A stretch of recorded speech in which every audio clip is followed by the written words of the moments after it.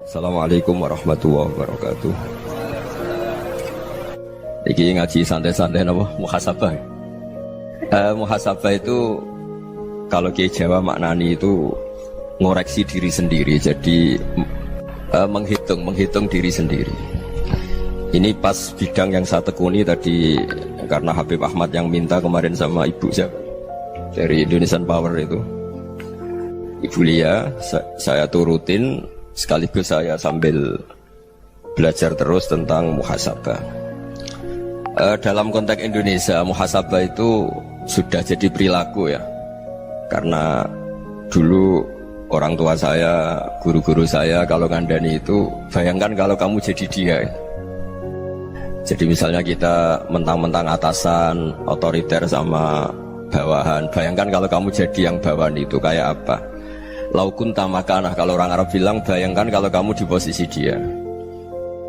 Makanya guyonannya orang-orang Indonesia itu kan orang ngaramkan judi gitu, bareng dikasih tahu. Tapi yang menang anak jenengan, alhamdulillah.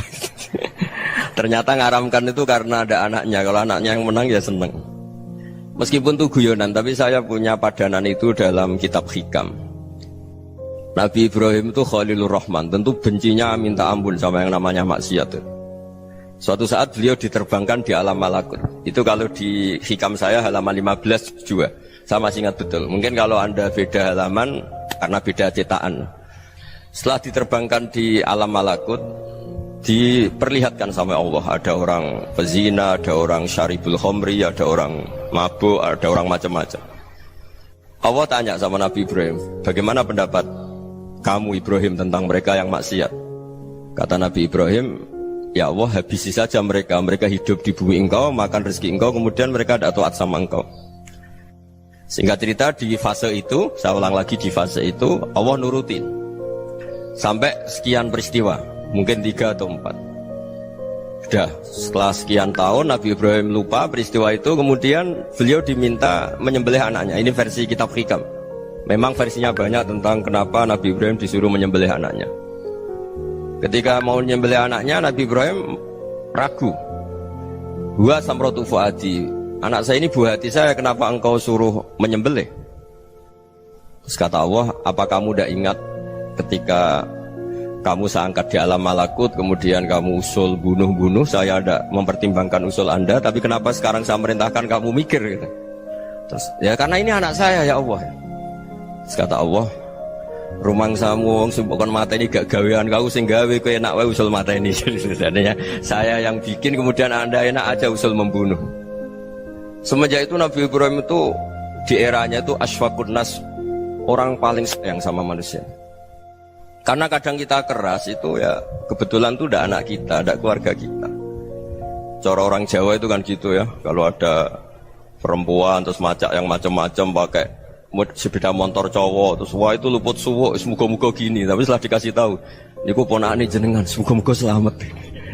Jadi jangan-jangan kemarin Pak Ahlil Ma'asi itu kebetulan tuh tidak keluarga kita. Kalau keluarga kita yang pernah salah pada kita, semangat kita mintakan maaf. Jangan-jangan kita didikte hukum sosial gitu. Jadi orang yang salah, kebetulan tuh orang yang menservis kita. Atau keluarga kita, atau orang dekat kita. Jangan-jangan semangat kita mintakan ampun. Jadi kalau sama orang lain, kebetulan musuh kita semangatnya minta itu kena adab. Nah ini yang nggak boleh dalam Islam. Islam mengajarkan niru Rasulullah SAW, Nabi itu rahmatal lil alamin. Bahkan kemarin saya ngaji virtual sama beberapa habaib. Ada Habib Ali Al-Jufri dari Mesir, ya. Ada Habib Alwi dari Kuitang, ada Habib Nabil Al-Musawa. Dari sekian habaib itu saya masih ingat diantaranya yang didawuhkan rahmatan lil alamin itu ketika Nabi adzahu qaumuh, disakiti oleh kaumnya, dan itu mereka masih kafir semua. Itu mereka dapat doanya Nabi, Allahumma hdi qaumi fa innahum la ya'lamun. Kayak apa baiknya Nabi, orang yang menyakiti, yang melukai, tapi Nabi masih berdoa, Allahumma hdi qaumi fa innahum la ya'lamun. Sayyidina Umar dapat doanya Nabi itu yakhina kana kafiran, ketika masih kafir didoakan, Allahumma aizzal Islam bi Umar. Itu ketika masih kafir. Itu pelajaran bagi kita bahwa yang sedang tidak cocok pun itu berdapat doa kita. Ya doa supaya kondisi kita baik. hari tambah baik. Karena agama ini saya berkali-kali bilang limangka nayarjuwa hawal yawmal akhir. Agama ini diperuntukkan bagi yang selalu punya harapan pada Allah Subhanahu wa taala. Saya cerita muhasabah ini tentang hubungan kita dengan Allah. Di Indonesia itu banyak orang fasik, banyak orang nakal. Ya di mana-mana orang nakal itu ya mayoritas, wa aksaruhum fasikun. Tapi berkahnya harapan. Mungkin saya kira nakal sok benda, mungkin saya kira sholat sok ben sholat, mungkin sekarang belum sakhok, belum dermawan, suatu saat dermawan. Barokahnya itu kefasikan ini dianggap sementara.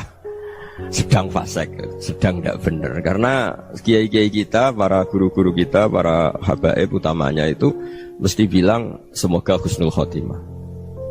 Nah barokahnya doa itu semoga husnul khotimah itu menjadikan satu pola sosial. Yang sedang fasik ini masih diharapkan jadi lebih baik, jadi lebih. Sehingga kita tidak ngambil sikap ekstrim, yang ingin menghabisi atau ingin mengadili, tidak. Karena selalu kita punya harapan. Dan agama ini limangka nerjuwo hawal yawmal akhir. Bayangkan itu kalau yang nakal itu anak kamu. Pasti kamu gak ingin kan langsung dapat azab, dapat apa. Padahal kita semua jadi tokoh ini abul kulli, bapak dari semuanya. Sehingga ketika Rasulullah SAW jalan-jalan kemudian melihat perempuan sedang menyalakan api. Kalau apinya mati ditiup, anaknya dijauhkan. Nanti kalau sudah jauh dari api anaknya digendong lagi. Terus kata Rasulullah, matur ke semua sahabat, ara'aitum anna hadhihi tarihatan waladaha 'alan nar. Apa kamu berpendapat bahwa perempuan ini akan melemparkan anaknya ke neraka? Tidak ya Rasulullah. Tidak akan seorang ibu melemparkan anaknya ke api. Terus kata Rasulullah, Allahu arhamu min hadhihi biwaladiha. Allah lebih rahman, lebih rahim dibanding orang tua ini kepada anaknya. Ini yang harus kita kenalkan terus, kita kampanyakan terus supaya orang hubungannya dengan Allah itu nyaman, asik. Sehingga dengan demikian selalu ada harapan bahwa yang sedang nakal ini suatu saat tobat. Kita tidak boleh menghukumi pasti begini, pasti gini, itu tidak wilayah kita. Itu juga yang dicontohkan Rasulullah SAW. Secara lahir Nabi itu nggak berkenan sama Wahsy, karena Wahsy itu salahnya salah fatal karena membunuh ahabban nasi ila Rasulillah, yaitu membunuh Sayyid Hamzah. Jadi ketika Wahsy tobat, Nabi itu terima tobatnya. Dan ketika beliau dengan basariyahnya agak siap ketemu Wahsy karena harus ingat Sayyid Hamzah, basariyahnya diturutin. Oke kamu iman saya turutin, tapi jangan sering ketemu saya. Karena kalau ketemu kamu saya masih ingat sama paman saya Sayyid Hamzah. Kita bisa ngelola seperti itu. Kita tidak cocok sama orang, bagaimanapun mereka umat Rasulullah SAW, kita tetap mencintai mereka. Misalnya kalau beda agama, mereka sama-sama orang Indonesia, kita mencintai mereka atas nama warga Indonesia. Tapi kalau misalnya potongannya ora cocok, beda kultur, bawaannya itu mangkelno cara Jawa, ya bisa diilmoni, jangan ketemu.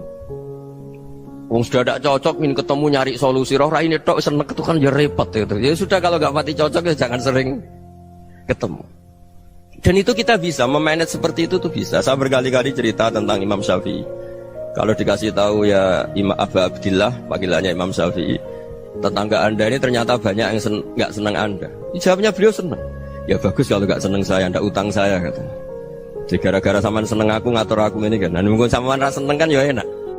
Jadi hidup itu dianggap happy. Kalau seneng ya teman silaturahim, kalau nggak seneng ya nggak bakal utang gitu. Baru kayak rasa seneng itu nggak ganggu. Gitu. Jadi dulu itu orang bisa ngelola seneng ndak seneng itu bisa. Karena ada kearifan hubungan dengan Allah Subhanahu wa ta'ala. Hidupnya selesai karena masyghul bi dzikrillah, mereka sibuk dengan Allah. Makanya kata ulama-ulama tasawuf, kamu jangan melihat manusia perilakunya, tapi kamu juga harus ingat yang gerakkan semua itu Allah Subhanahu wa ta'ala. Dengan demikian kita faroh, kita senang. Makanya Nabi kalau ngutus Anas bin Malik kemudian enggak kesampaian yang diinginkan karena Anas main, ketika garwa-garwani Nabi agak tersinggung, Nabi andaikan Allah menghendaki yang saya inginkan kesampaian, pasti itu kesampaian. Jadi dianggap kegagalan Anas gak manggil yang dituju Nabi itu ya kersane Allah, ya enteng saja. Sayyidina Ali lebih parah lagi yang dialamin. Itu dalam beliau kalau dipanggil itu gak cepet-cepet ke sana. Ketika ditanya, kenapa kamu tak panggil gak cepet ke saya? Amin tu ukubatak, karena aku tahu engkau orang baik. Orang baik itu pemaaf. Jadi makanya orang-orang soleh dulu itu bodoni itu. Makanya sekarang kalau ada orang bodoh itu mesti dibidik orang soleh. Kalau orang-orang soleh itu kakean husnudzon lagi sering dibodohin. Abdullah bin Umar itu masyhur itu. Kalau ada budaknya sering sholat, sergap sholat itu dimerdekakan. Akhirnya nggak sholat pun pura-pura sholat. Akhirnya juga dimerdekakan. Ketika ditanya, kenapa engkau merdekakan? Padahal mereka sholatnya menipu engkau, kata pembisik-pembisik itu. Man khoda'ana lillah in khoda'na lah. Dia nipu atas nama Allah, berarti saat tertipu juga atas nama Allah. Gak masalah dong, semuanya demi Allah Subhanahu wa ta'ala. Jadi ketika kita ketemu mensifati Allah Ta'ala itu ghafir, Allah pemaaf. Jangan kamu gak fair untuk diri kamu nyifati Allah ghafir, pada orang lain Allah kamu sifati syadidul iqab. Jadi Allah kamu atur, kayak MC tadi ngatur saya. Jadi Allah itu apa? Kalau pada saya ghafir, kalau pada musuh saya syadidul iqab. Itu tidak fair. Kalau Anda punya harapan kepada Allah karena Allah Rahman Rahim, Allah ghafir, sebenarnya Allah pada musuh kita ya bisa saja Allah ghafir, bisa saja Allah Rahman Rahim. Sehingga kita melihat orang lain yang kita tidak cocok itu ya enteng saja. Itu min ummati Rasulillah sing tanaluhu syafa'atuh, tanaluhu sa'atu rahmati, tanaluhu fair. Jangan dengan kita kayak mesti dapat rahmat. Jangan orang lain kayak Allah pasti syadidul iqab. Itu tidak boleh. Sehingga ketika ada orang Badui, singkat cerita orang Badui ini kencing di masjid, semua sahabat membentak dia. Yang nggak bentak hanya Nabi tok. Saking mangkelnya orang ini karena semua sahabat bentak kecuali Nabi. Setelah dibenarin Nabi, terus Nabi nyuruh sobu ali dhanuban min ma'in. Setelah disucikan masjid itu, dia berdoa keras sekali. Allahumma arhamni wa Muhammadan wa la tarham ma'ana ahadan. Ya Allah, yang berhak dapat rahmatmu hanya saya dan Nabi Muhammad, yang lainnya jangan gitu. Karena yang lainnya tuh jengkelin, gitu aja saya salah dimarah-marahin gitu. Jadi kalau kamu doa terbatas ya kayak orang Bedui ini, kayak orang Arabi. Apa kata Nabi? Laqad tahajjarta wasi'an. Allah yang rahmatnya luas menjadi kamu sempitkan. Karena kamu mau atur Allah hanya Rahman pada Indonesian Power, pada NU, pada kita, yang orang lain nggak perlu dapat. Itu kan kasihan Islam karena